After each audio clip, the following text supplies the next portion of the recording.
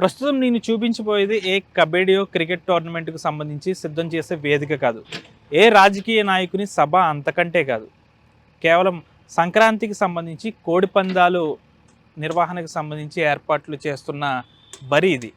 దాదాపుగా ఎప్పుడూ లేని విధంగా ఈసారి గోదావరి జిల్లాలో కోడిపందాలు పెద్ద ఎత్తున నిర్వహించేందుకు ఇప్పటికే నిర్వాహకులు పెద్ద ఎత్తున ఏర్పాట్లు చేసుకున్నారు. ఈ నేపథ్యంలోనే మనం ప్రస్తుతం పశ్చిమ గోదావరి జిల్లా వీరవాసరంలోని ప్రధాన రహదారి పక్కన, అంటే పాలకొల్లు నుంచి భీమవరం వెళ్ళే ప్రధాన రహదారి పక్కన వీరవాసరం గ్రామంలోని ఏర్పాటు చేస్తున్న కోడిపందాలకు సంబంధించిన బరి ఇది. సాధారణంగా మనం గోదావరి జిల్లాలో కోడిపందాలు అంటే గతంలో ఏదైతే ఈ నేల మీద వేసేవారు, అయితే చుట్టూతా జనాలు మూగిపోయి మరీ చూసేవారు. రాను రాను తర్వాత చుట్టూ కుర్చీలు వేయడం కూడా జరిగింది. ప్రస్తుతం ఇప్పుడు ట్రెండ్ కూడా మారింది. ఈ విధంగా ఏదైతే మనం క్రికెట్ కబడ్డీ టోర్నమెంట్లు జరిగేటప్పుడు నాలుగు వైపులా ఏ విధంగా అయితే ప్రేక్షకులు కూర్చుని చూస్తారో ఆ రీతిలో ఈ విధంగా కోడిపందాలను చూసేందుకు ఏర్పాట్లు అయితే పెద్ద ఎత్తున చేస్తున్నారు. అయితే కోడిపందం జరిగే ప్రాంతం ఏదైతే ఉందో మనం చూస్తున్నది, ఆ ప్రాంతం వద్దకు ఎవరూ రాకుండా కేవలం కోడిపందం నిర్వాహకులు మాత్రమే అక్కడ ఉండే విధంగా ప్రేక్షకులు చూసేవారందరూ కూడా దూరంగా, మనం ఇప్పుడు ఈ బారికేడ్లు ఈ సిట్టింగ్ అంతా ఏదైతే వేస్తున్నారో అక్కడ మాత్రమే కూర్చుని చూసే విధంగా అయితే ఏర్పాట్లు చేస్తున్నారు.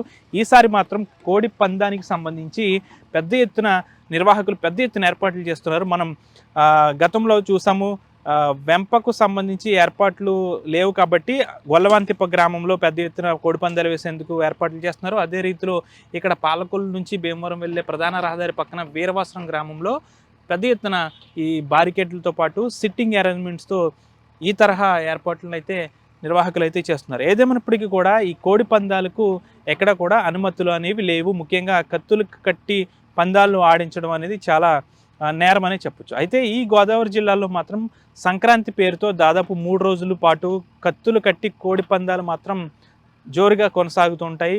అయితే దీనికి సంబంధించి ఇప్పటికే వేగవంతమైన ఏర్పాట్లు జరుగుతున్నాయి కాబట్టి పోలీసులు దీనిపై ఎటువంటి చర్యలు తీసుకుంటారు అనేది వేచి చూడాలి.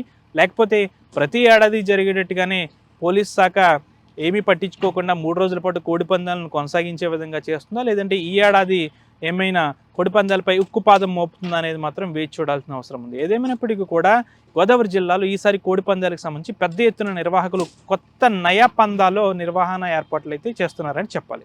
వీడియో చంద్రశేఖర్తో మనోజ్, RTV, పశ్చిమ గోదావరి జిల్లా వీరవాసరం నుంచి. Local to global news at your fingertips. మీ చేతిలో ఒక ఆయుధం. Download R TV app. Media legend Ravi Prakash is back.